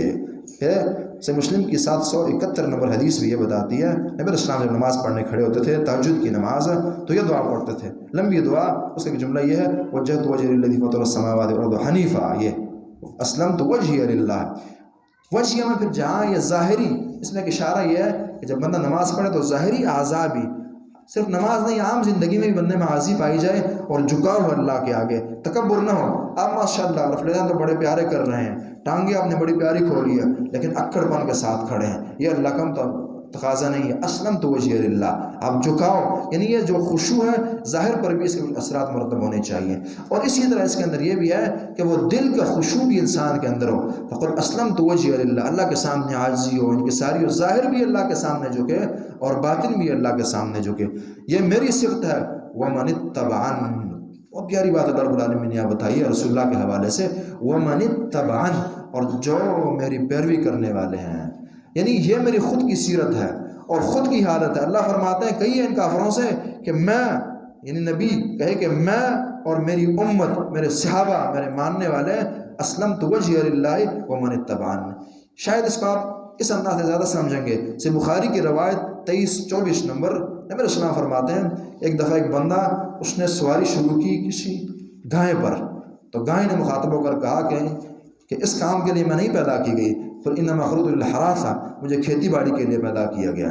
صحابہ نے تعجب کیا، لوگوں نے کہا کہ بقر تتکلم، یہ تو گائیں باتیں کر رہی ہیں، تو نبی نے فرمایا آمنت بہ وآمن بہ ابو بکر و عمر، اس پر میرا ایمان ہے اور ابو بکر اور عمر کا ایمان ہے، یعنی وہ کہ ابو بکر اور عمر کے ایمان پر اس قدر اعتماد ہے کہ کوئی مانے نہ مانے میرے ابو بکر اور عمر سے مانیں گے۔ یا اگر ان کی شان پر آپ اس کو تھوڑا تفصیل سے بیان کرنا، بہت بڑی حدیث ہے ابو بکر اور عمر کے شان پر۔ برحال جو ہمارے یہاں مطلوب جملہ وہ یہ کہ رسول اللہ کا یہاں اعتماد ہے نا، اب یہی چیز اللہ نے یہاں امت سے جوڑ دی ہے کہ میں اور میری امت تو یہ سوچ رکھتے ہیں کہ اسلمت وجہی للہ ومن اتبعن، کہ ان میں اکڑ پن، اللہ کے احکامات کے آگے ڈٹ جانا اور نہ ماننا، یہ صرف نہیں پائی جاتی۔ دین جو ہے یہ خاکساروں کا دین ہے، یہ متواضعین کا دین ہے، جو ظاہر میں خشیت رکھتے ہیں، جو باطن میں خضوع رکھتے ہیں، ومن اتبعن۔ وقل للذین اوتوا الکتاب والامیین، اور کہہ دیجئے ان لوگوں سے جنہیں کتاب دی گئی، اہل کتاب، والامیین، ان پڑھ، جاہل، عرب وغیرہ وغیرہ، اسلمتم، کیا تم اسلام لاتے ہو، قبول کرتے ہو، تابعداری اختیار کرتے ہو؟ میں تو تابعدار ہوں اللہ کے آگے، تم بھی ہو؟ فَإِنْ أَسْلَمُوا، اگر وہ تابعداری اختیار کر لیں، فَقَدْ اهْتَدَوْا، اس سے کچھ یہ بھی بات سمجھ آتی ہے کہ اپنی رائے اور اپنے مسلک اور مذہب کا اظہار یہ کوئی ممنوع چیز نہیں ہے۔ ہم بعض اوقات حد سے زیادہ جھکنے لگتے ہیں نا کہ جی بس نام نہیں استعمال کرنا چاہیے، کہیں بلکہ اسلم تم، یہی ہے نا، بتائیں آپ کہ جی آپ قرآن و حدیث کا عقیدہ نظریہ قبول کرتے ہیں یا نہیں قبول کرتے ہیں، اہل حدیث کا لفظ استعمال کریں۔ اللہ اور رسول نے ادعو اللہ علی بصیرۃ انا ومن اتبعنی، اور ساتھ پھر کہا کہ وانا من المسلمین، ایک مقام پر ساتھ یہ ہے نا کہ دین کی طرف دعوت دے کر خود ساتھ یہ بھی کہتا ہے وانا من المسلمین، مسلمانوں میں سے ہوں۔ اس زمانے میں مسلمان کا لفظ یہ بم تھا، اور یہ دراصل جیسے آج کل آپ کے وہابی کا لفظ ہے نا، اس طرح کا لفظ تھا، لیکن قرآن نے خود ہی کہا کہ دعوت دیتے ہیں اور کہتے ہیں انہوں مسلمین، مسلمانوں میں سے ہوں، بتایا جاتا ہے، اس سے بہتریاں ہوتی ہیں۔ اگلا بندہ سوچتا ہے کہ یار یہ کون ہے، بازار میں دعوت دیے جا رہے ہیں، یہ ہے کون، ان کی رائے کیا؟ جب آپ کہہ دیں گے کہ جی میں فلانے سے میرا تعلق ہے، تو اس کی اٹینشن دور ہو جائے گی۔ اور چونکہ یہ آپ کو بھی اللہ کا درس ہے نا، آپ کے سامنے ایک دائی کھڑا ہے دعوت دے رہا ہے، تو آپ ذرا دیکھیں یہ ہے کون، اس کی سوچ کیا ہے، پیچھے بیک گراؤنڈ کیا ہے، تاکہ خبر ہو تو پھر آپ اس کی بات جو ماننے کی ہم لیں گے، نہیں تو چھوڑ دیں گے۔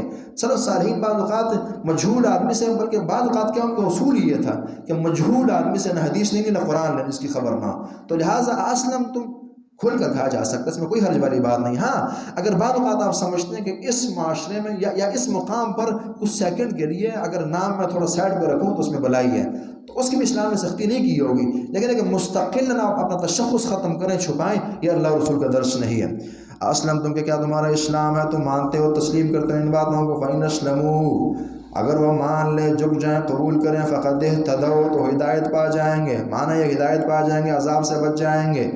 وَإِن تَوَلَّوْا، اگر یہ پھر جائیں، فَإِنَّمَا عَلَيْكَ الْبَلَاغُ، وہی بات ہے نا، آپ کا کام دعوت پہنچانا ہے، آپ کا کام یا وہ زبردستی مسلمان کرنا نہیں ہے یا خود کا دین کمزور کرنا نہیں ہے۔ وَإِن تَوَلَّوْا، اگر پھر جائیں، فَإِنَّمَا عَلَيْكَ الْبَلَاغُ، تو آپ پر پہنچا دینا ہے بات کا، وَاللَّهُ بَصِيرٌ بِالْعِبَادِ، جہاں تک حساب و کتاب ہے، نظر ہے، توجہ ہے، نگرانی ہے، جہنم لے کر جانا ہے، جنت وارد کرنا ہے، بلائیاں دینا ہے، خیریں دینا ہے، خیروں سے محروم کرنا ہے، تو یہ کام اللہ کا ہے۔ واللہ بصیر، انک لا تہدی من احببت ولکن اللہ یہدی من یشاء، واللہ بصیر بالعباد، اللہ رب العالمین جو ہے وہ خوب دیکھنے والے ہیں، ہمیشہ دیکھنے والے ہیں، خوب دیکھنے والے، بالعباد، بندوں کو خوب دیکھنے والے ہیں۔